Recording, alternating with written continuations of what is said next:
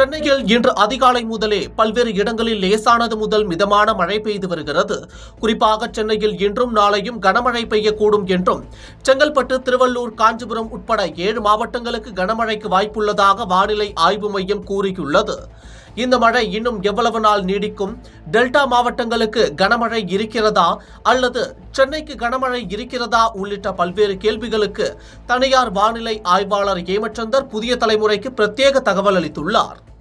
இலங்கையை ஒட்டிய தென்மேற்கு வங்கக்கடலில் நிலவக்கூடிய வளிமண்டல கீழடுக்கு காற்று சுழற்சியின் காரணமாக ஈரப்பதம் மிகுந்த கிழக்கு திசை காற்றின் ஊடுருவல் தமிழகத்தில் காணப்படுகிறது.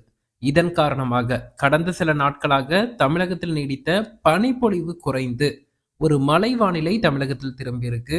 நேற்று முதலே தமிழகத்தின் கடலோர பகுதிகளில் வானம் பொதுவாக மேகமூட்டத்துடனும் ஆங்காங்கே லேசான மிதமான மழையும் பதிவாகி வந்ததை பார்க்க முடிந்தது.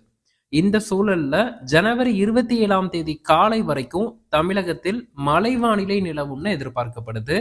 பனிப்பொழிவு குறைந்து காணப்படும். வானம் பொதுவாக மேகமூட்டத்துடன் ஒரு இதமான குளிர்ந்த வானிலை தொடரும்னு எதிர்பார்க்கலாம். குறிப்பா ஜனவரி 24, 25 ஆகிய 2 நாட்கள், இன்றும் நாளையும் வட மாவட்டங்கள், காவிரி டெல்டா மாவட்டங்களான சென்னை, திருவள்ளூர், காஞ்சிபுரம், செங்கல்பட்டு, புதுச்சேரி, விழுப்புரம், கடலூர், மயிலாடுதுறை, காரைக்கால், நாகப்பட்டினம், திருவாரூர், தஞ்சாவூர் மற்றும் அதனை ஒட்டியிருக்கக்கூடிய ராணிப்பேட்டை, வேலூர், திருவண்ணாமலை, கள்ளக்குறிச்சி, திருப்பத்தூர், திருச்சி, அரியலூர், பெரம்பலூர் போன்ற மாவட்டங்கள்ல வானம் பொதுவாக மேகமூட்டத்துடன் காணப்படும். அநேக இடங்கள்ல லேசான தூறல் சாரல் பதிவாவதற்கான வாய்ப்புகள் இருக்கு. கடலோர மாவட்டங்களின் ஒரு சில இடங்கள்ல மிதமானது முதல் சற்றே கனமழையும், ஓரிரு இடங்கள்ல கனமழைக்கும் வாய்ப்புகள் இருக்கு இன்றும் நாளையும். சென்னையை பொறுத்தளவுக்கு வானம் மேகமூட்டத்துடன் காணப்படும். விட்டு விட்டு லேசான மழை பதிவாகும். இரவு அதிகாலை நேரத்துல கடலோர பகுதிகளின் ஓரிரு இடங்கள்ல கனமழைக்கான வாய்ப்புகள் இருக்கு. சென்னை, திருவள்ளூர், காஞ்சிபுரம், செங்கல்பட்டு, புதுச்சேரி, விழுப்புரம், கடலூர், மயிலாடுதுறை, காரைக்கால், நாகப்பட்டினம், திருவாரூர் மாவட்டங்கள்ல. அதே போல இந்த ஈரப்பதம் மிகுந்த கிழக்கு திசை காற்றின் ஊடுருவல் காரணமாக ஜனவரி 26, 27 ஆகிய தேதிகள்ல தென் மாவட்டங்கள் மற்றும் மேற்கு மாவட்டங்கள், உள் மாவட்டங்களிலும் ஆங்காங்கே மழை எதிர்பார்க்கலாம். குறிப்பா புதுக்கோட்டை, ராமநாதபுரம், தூத்துக்குடி, திருநெல்வேலி, கன்னியாகுமரி உள்ளிட்ட மாவட்டங்கள்லையும், தெற்கு உள் மாவட்டங்களான மதுரை, விருதுநகர், திண்டுக்கல், தேனி, தென்காசி போன்ற மாவட்டங்களிலும், கோயம்புத்தூர், நீலகிரி, திருப்பூர், ஈரோடு போன்ற மாவட்டங்களிலும் ஜனவரி 26, 27 ஆகிய தேதிகள்ல மாவட்டத்தில் ஆங்காங்கே லேசானது முதல் மிதமான மழை பதிவாவதற்கான வாய்ப்புகள் இருக்கு.